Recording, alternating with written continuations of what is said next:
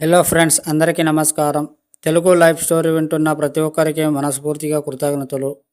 అలాగే విశ్వానికి కృతజ్ఞతలు. మనీ మంత్ర 2 ఎపిసోడ్ 49 రాముడి పరిపాలన గురించి మాట్లాడినప్పుడు లేదా ధర్మరాజు గురించి మాట్లాడినప్పుడు ధర్మం గురించి ప్రస్తావన వస్తుంది. అసలు ధర్మం అంటే ఏమిటి? ఇప్పటి వరకు సరైన సమాధానం ఎవరూ చెప్పలేకపోయారు. రాముడి కాలంలో ధర్మం త్రేతాయుగం నుండి ద్వాపరానికి వచ్చేసరికి మారిపోయింది. ఏకపత్ని వ్రతుడైన రాముడు కృష్ణుడికి వచ్చేసరికి చాలా మారింది. గోపికలు అతనితో రాసలీలలు గత జన్మలో ఋషులు మునులు కోరుకున్నవి ఈ జన్మలో తీర్చడం జరిగింది. నీకున్న 7 జన్మలోని కోరికలు ఏదో ఒక జన్మలో విశ్వం ద్వారా డిజైన్ చేయబడతాయి. కోరికలు లేని మనసే మోక్షానికి అర్హత చెందుతుంది. ఇక ధర్మం విషయానికి వచ్చేసరికి ధర్మం అనేది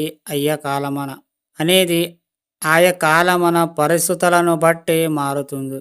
కావున సమయానుకూలంగా ఇతరులకు ఇబ్బంది కలగకుండా నువ్వు నడుచుకునే ధర్మం. రాముడిలాగా కృష్ణుడిలాగా మనము ఉండలేము. వారు చేసినంత కఠిన తపస్సులు మనం చెయ్యలేము. అందుకే గొప్పవాళ్ళని అనుసరించాలి తప్ప అనుసరించకూడదు. మీరు ఎవరితో గొప్పవాళ్ళని అనుసరించాలి తప్ప అనుసరించకూడదు. మీరు ఎవరితో పోల్చుకోకూడదు. వీటన్నిటిని పక్కన పెడితే మనం సబ్జెక్టు కేవలం డబ్బు ధర్మంగా ఎలా సంపాదించడానికి మనం ఎలా ఊహించాలి, పొందాలి, కోరికలని ఎలా తీర్చుకోవాలి, మీ కుటుంబాన్ని సరిపడా అవసరాలని ఎలా సమకూర్చుకోవాలి, ఇప్పటి వరకు తీర్చని వారి కోరికలని సమకూర్చడంలో దృష్టిని సారించండి. ఇతరులతో ఏమి పట్టించుకోకండి. మీరు సంపాదించే టైంలో మీరు ఇంకొకరి కంపారిజన్ మీరు చేసుకొనవద్దు.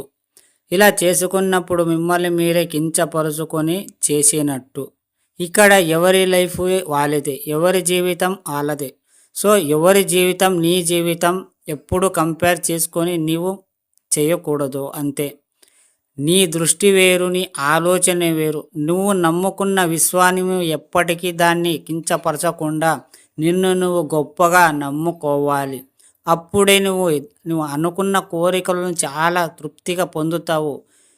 ఇక్కడ చేయాల్సింది ఒకటే. ఈ సబ్జెక్టు మీరు పూర్తిగా అర్థం చేసుకున్నట్టయితే ఖచ్చితంగా మీరు ఈ వీడియోలు చాలా ఉన్నాయి, చేశాను, చూడండి, ఒక్కసారి వినండి. అప్పుడే మీకు తెలుస్తుంది.